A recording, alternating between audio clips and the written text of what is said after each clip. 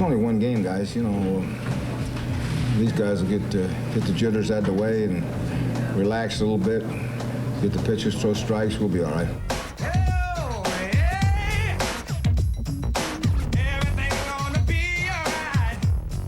Well, that part about throwing strikes and getting out's very key. They're going to score some runs, but the pitching we saw today was a little scary and a little short. Opening day starter Brett Tomko, first inning, shaking off signs.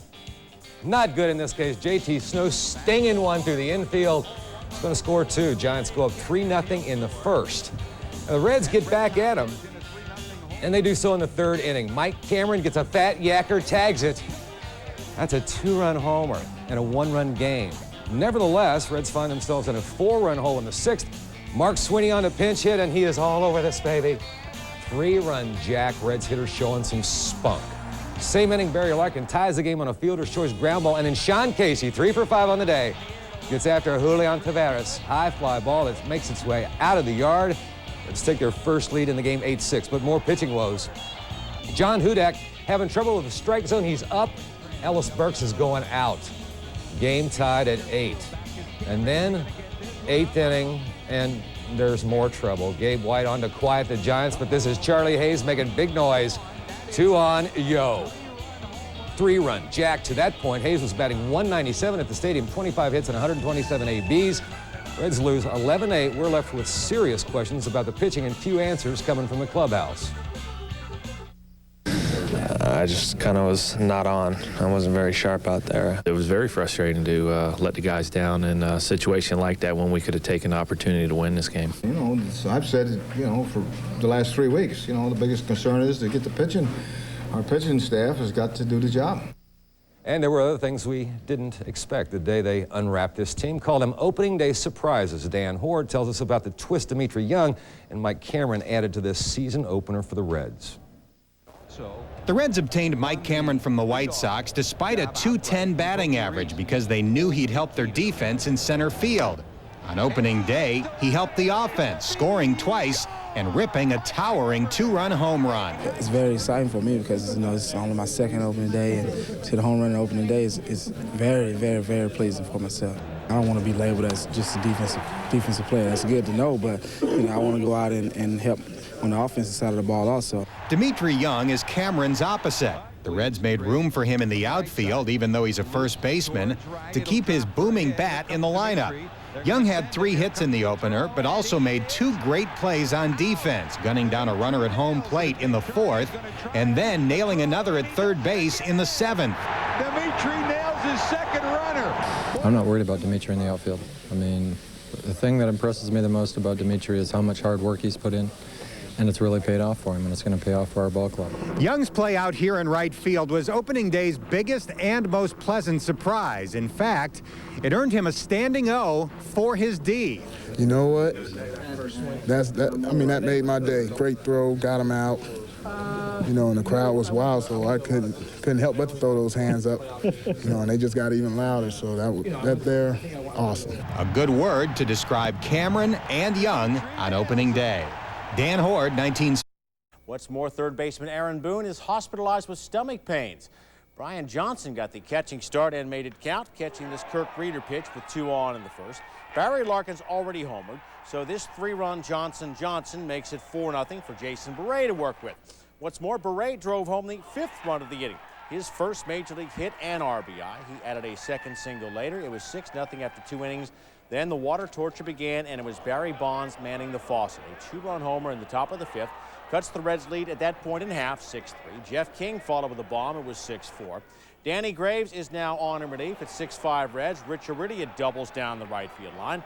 Brett Maine scores the tying run. It is 6-6 in the 8th. Jack McKeon summons closer Gabe White to shut it down. Didn't happen. Bonds with an RBI double to left. Aridia scores 7-6. Not that the Reds rolled over, however. First and third, 2 out, but Rob Nen gets Dimitri Young for the final out. Giants come from way behind to win 7-6. We've struggled the last couple of days. We left the ball up a little bit, and any team you play, if you leave the ball up, they're going to hit it. Especially these guys, they got a good lineup, and we just got to get the ball down. But I mean, I just hope nobody's giving up on us. It's very frustrating. We're playing well defensively and offensively, and we're not quite holding leads with our pitching staff. And unfortunately, that's how it started these first 2 games. Steve Avery starts tomorrow's right here in River City with a capital T that rhymes with P, and that stands for pitching. And John Popovich, who has more. It seemed like the Reds had put it together. Greg Vaughn smacked his first long ball, and the Reds had a 2-0 lead, mainly because Steve Avery was pitching so well. He didn't give up a hit through 6 innings. No, it's pretty evident if we get the pitching, then we'll have a chance, and in turn, if we don't, then it's going to be tough on us. When it was time to really get tough in the 8th, Avery walked Ellis Burks with 2 men out. The walks are killing us, no question about that. Seems like every time we walk a guy, he'll score. This time, Stan Javier lined an Avery pitch over the left field wall. Just like that, the game was tied up. The home run was frustrating because I missed on my pitch, but, you know, the worst part was letting him get to the plate. An infield hit, then Barry Bonds singled to right, sending the runner to third base, but Dimitri Young overthrew Pokey Reese, and the go-ahead run was able to score. It's the mark of this team, and I tell you, there were 3 hard-fought victories. The Cincinnati Reds have a real good ball club, too, but these guys here, they just kept fighting and fighting. The fighting continued. Another walk set up a Charlie Hayes triple down the right field line, bringing home 2 more runs. The Giants scored 7 times in the 8th inning. We're giving games away. We could very easily be 3-0 right now, you know, but hopefully we learn. We just can't keep making the same mistakes. Eddie Taubensee nearly reached the Red seats in the 9th, but the Reds needed more than that. They lose 8-3 and head on the road, still looking for their first win. John Popovich. Reds entered tonight's game in St. Louis as one of only 3 winless teams left in Major League Baseball. In case you're wondering, Arizona and Kansas City are the other 2. You know Mark McGwire's son Ryan, but did you know his favorite player is Dimitri Young? Pete Harnisch missed the opening day assignment due to a bad back, but now it appears fine, thanks. Pete blows away Mark McGwire with high heat in the 6th. Big Mac had a single and 4 times up. Harnisch had 8 Ks.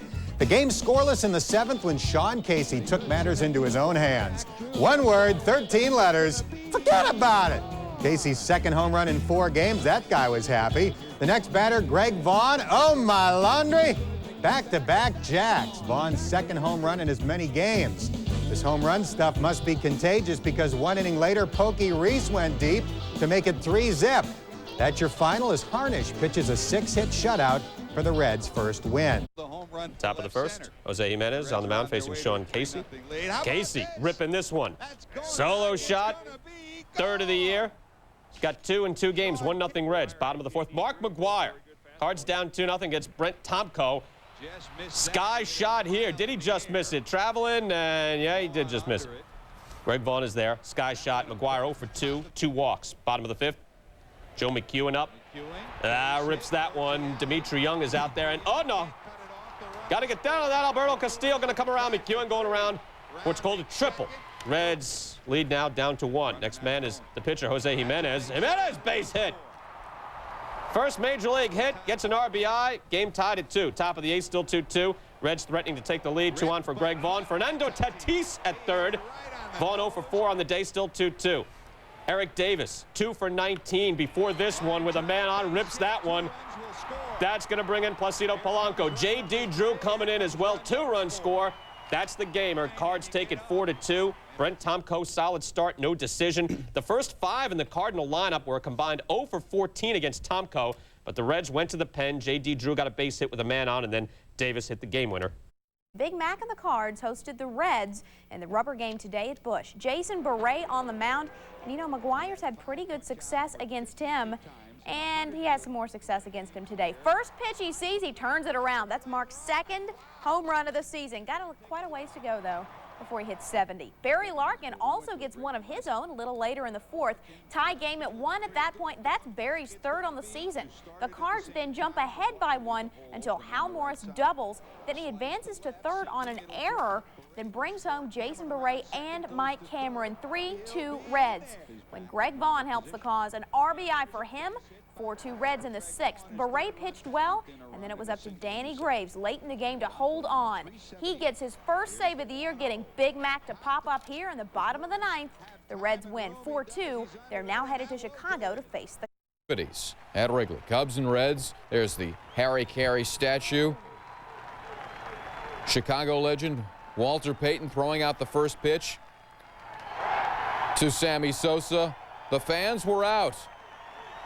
They want a Sammy Sosa souvenir at Kenmore and Waveland, hoping for home runs. Here is Sammy, first at bat against Steve Avery. Strikes him out. Avery back in the National League. Sosa did have one hit today, was not a home run. Top of the third. 2 out, 1 on for Barry Larkin. It's high, it's deep, aloha as they wait for the Ivy to come in the outfield. 2-0 Reds as Larkin comes in with his third of the season. Bottom of the third, 1 out, Mickey Morandini, sky to center field. Look out, Mike Cameron has no idea where it is, lost it in the sun. They call it a double, no error on the plate. It's really self-defense at that point.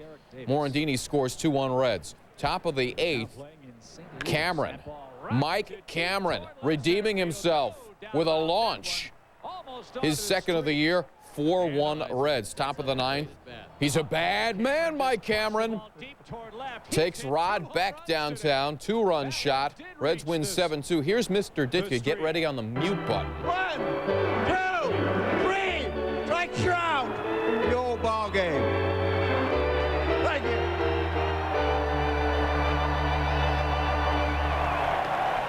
Well, he didn't really belt it out like we anticipated like last year when he was out of breath.